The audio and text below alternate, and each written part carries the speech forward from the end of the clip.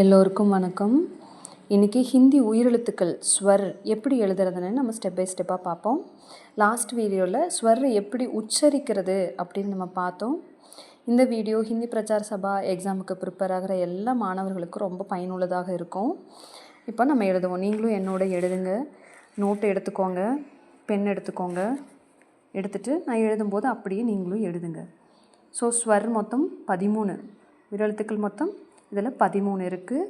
First one வந்து இப்படி 3 மாதிரி போட்டுக்கோங்க. போட்டுட்டு ஒரு ஸ்டாண்டிங் லைன் போட்டு விட்டுருங்க. அவ்வளோதான். ஆ. ஸோ இதே மாதிரி போட்டுட்டு 2 ஸ்டாண்டிங் லைன் போட்டுருங்க. அப்புறம் ஒரு ஸ்லீப்பிங் லைன். இப்படி போட்டால் இது ஆ. நெக்ஸ்ட்டு இப்படி ஒரு சின்ன ஸ்டாண்டிங் லைன், அப்புறம் எஸ் மாதிரி போட்டு இப்படி கொஞ்சம் சுழிச்சு விட்டுருங்க. அப்புறம் ஒரு ஸ்லீப்பிங் லைன். இது இ.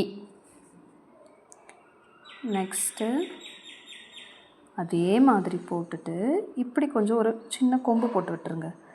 ஈ. அடுத்தது 3 மாதிரி போட்டால் அவ்வளோதான். மேலே ஒரு ஸ்லீப்பிங் லைன். ஓ. அதே போல் ஓ. இதே மாதிரி போட்டுட்டு இப்படி ஒரு வால் போட்டு விட்டுருங்க. ஓ.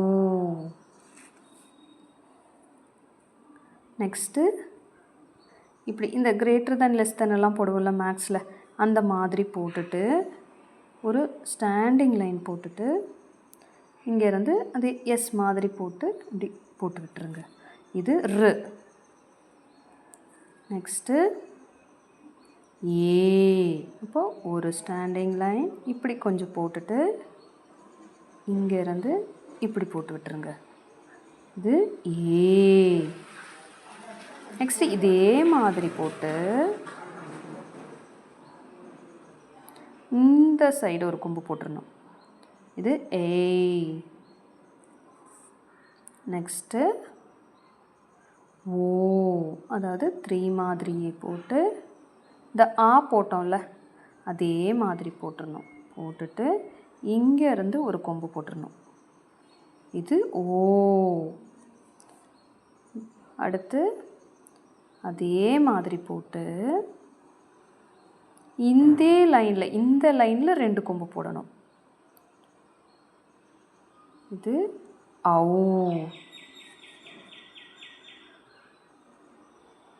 நெக்ஸ்ட்டு 3 மாதிரி போட்டு இப்படி போட்டுட்டு ஆ போட்டோம்ல இந்த ஆ அதே மாதிரி போட்டு மேலே ஒரு டாட் வச்சிடணும். இது அம். நெக்ஸ்ட்டு இதே மாதிரி ஆ போட்டுட்டு